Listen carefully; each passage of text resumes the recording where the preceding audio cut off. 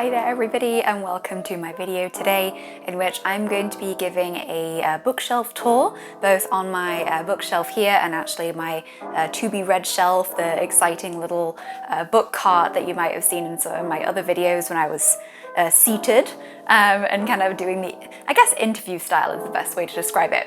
So anyway, it's a pleasure to have you here. If you have stumbled across this video, please consider liking it if this is the kind of content you want to see. Leaving me a comment just to let me know what you thought of the content today, and then also consider subscribing. It really helps out as I'm a new creator and trying to find my way in this wonderful booktube world, and so it's nice to have some support, as with anything in life. So let me just get straight into it here today. After kind of like doing this little thing here, I'm going to move my camera just to kind of do a little overview of all of my shelves. So let's get straight to it. All right, so here we go. This is the top of my main bookshelf. Let's just do a quick pan down. Ta-da!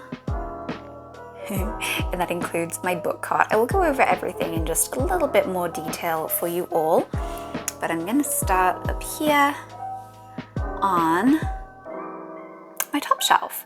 So you might be able to tell that there is a slight theme to this top shelf, including a lot of classic novels, a lot of older novels, most if not all of them being secondhand, antique or vintage copies. And this is probably one of my favorites. If I was to choose a favorite of my bookshelf, I just love looking at all the spines. They're just all so beautiful and decorative. A number of these were presents over the years, and so they're very near and dear to me in my heart. So there are some slight outliers. I'll just show you in the corner up here. I have, there it is, focus. I have A Series of Unfortunate Events, book 1, but the rest of them are all kind of older works of fiction, and that was kind of something I really wanted to display in this kind of antique bookshelf. At the top here, you'll see a picture of me on my graduation day, and then this here is a really exciting signed book page from J.K. Rowling herself. It was a present that my mother gave to me. There we go. I don't want to lose my balance. I'm trying to keep the camera steady for you all as well. So let's pan down to my second shelf. And yeah, there's a theme here as well, and that is definitely by design. This is my Tolkien shelf. So kind of going across this way, I've got a number of bestiaries of kind of art books and various guides and such of Tolkien. And we kind of move along, and then we get into the works of fiction. So we've got the Unfinished Tales, which is this compiled thing here, which was a gift, and actually the trilogy here, The Children of Hurin, Beren and Luthien, and The Fall of Gondolin. It's all the same stories, but in different publication format. And this here I really want to read. It's a gift from my mother, The Inklings. It's about Tolkien and C.S. Lewis and their little group of writerly friends. They kind of had like a little, essentially book club, but they were all writers, and they would bring their work to a pub in Oxford called the Eagle and Child, and kind of read each other's works and give feedback on it. And famously, if I remember the quote, but it might not be an exact citation, so forgive me, I believe that Tolkien told C.S. Lewis that, let's have a look at some of C.S. Lewis's work up here, that having a lamppost in a fantasy novel was stupid, or some kind of very Tolkien-esque way, probably a lot more elegant than that, but boiled down to saying that it was impossible to have a lamppost in a fantasy novel, which C.S. Lewis famously went on to do, and that's the Lion, the Witch, and the Wardrobe series. So I really want to read that for the dynamic of those friends, and as I'm a writer myself, I feel like I'm going to probably resonate with that pretty heavily. And here, obviously, my Hobbit and the trilogy of Lord of the Rings in the middle. You can probably tell that they are rather creased and well loved and well read over the years. I actually read these way after watching all the movies, and I just love the books. That the atmosphere created is like nothing else I've read before. Up on top here, I have some journals. Want to show you all. Just excuse excuse my hand.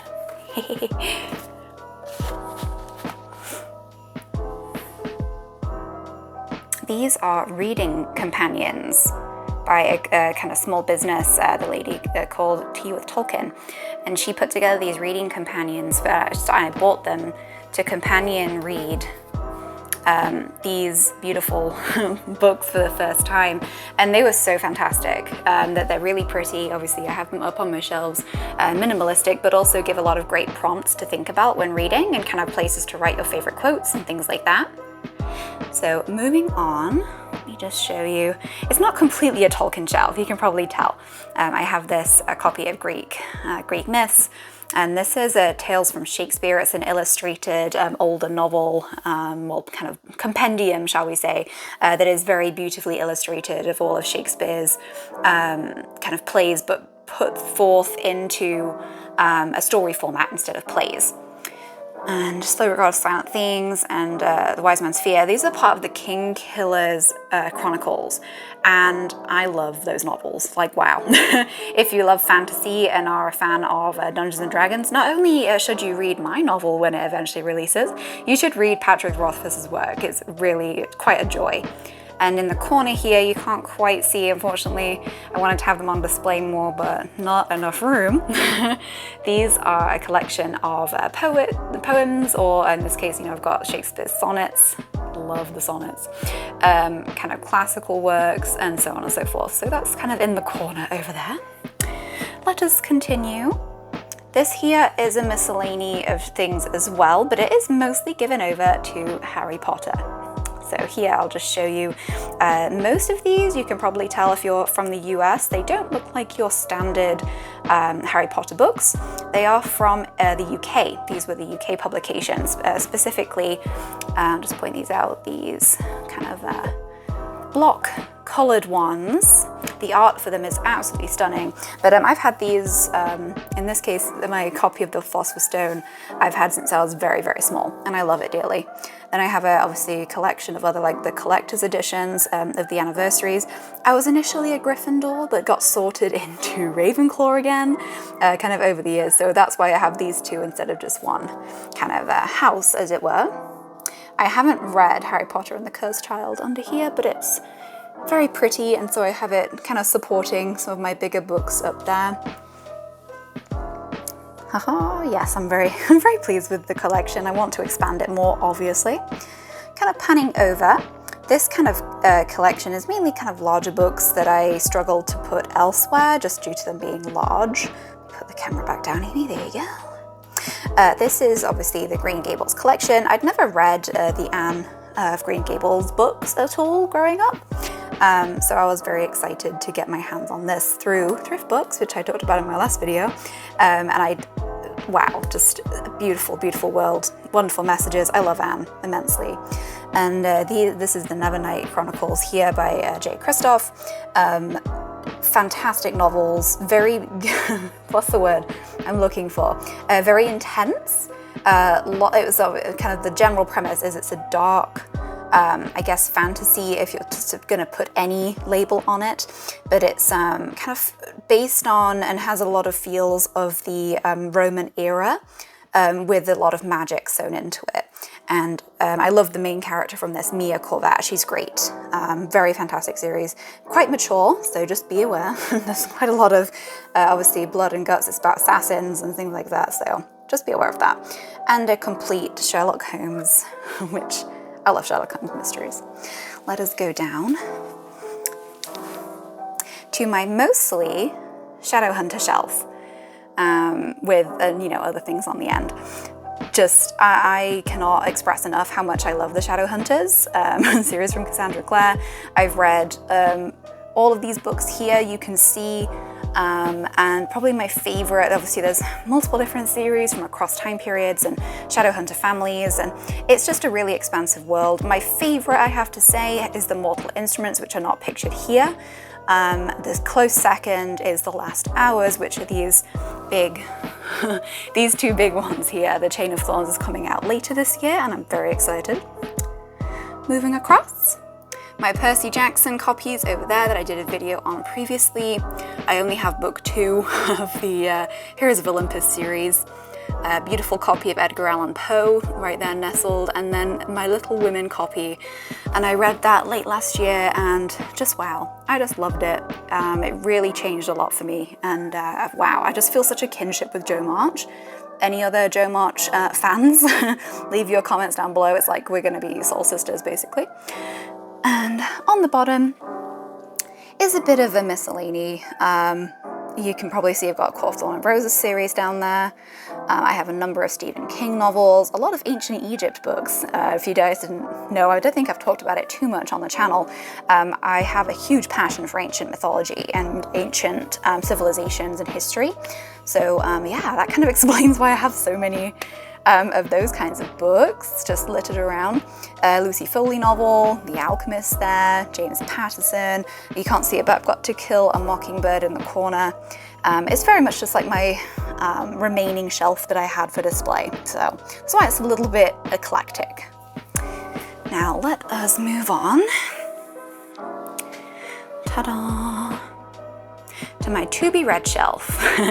The rest of the cart is things I have read, and it's not as impressive as the top. So I have some beautiful stickers on here.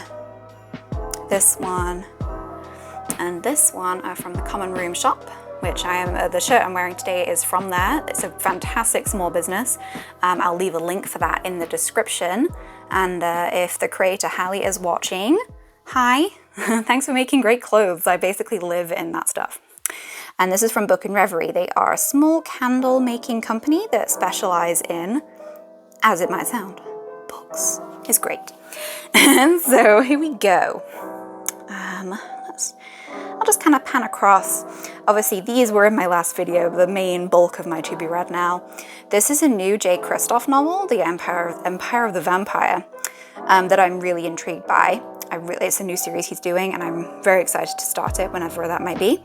And this is one of my Barnes & Noble purchases I did a video on previously too. Stalking Jack the Ripper, the first book. Very, very excited about that. I'm currently reading Storm and Siege, Siege and Storm, I can't remember which one it is, from the Grishaverse, the Shadow and Bone trilogy. I read this in like a day, it was amazing. Then I have Ruin and Rising after that. I also have my book club books to read, so I'm a very busy reader right now. I want to read Dracula, I've never read it before, obviously an intense classic, and this Lolita, albeit really disturbing and strange, is on the list of various kind of people who say that you should read it as kind of a must read, but due to a lot of stuff in it. And of course, a Shadowhunters book. For people who know me, this isn't really that surprising. I'm always kind of researching or reading these kinds of books pretty often. I love them very dearly. So, yeah, that kind of wraps up the whole lot.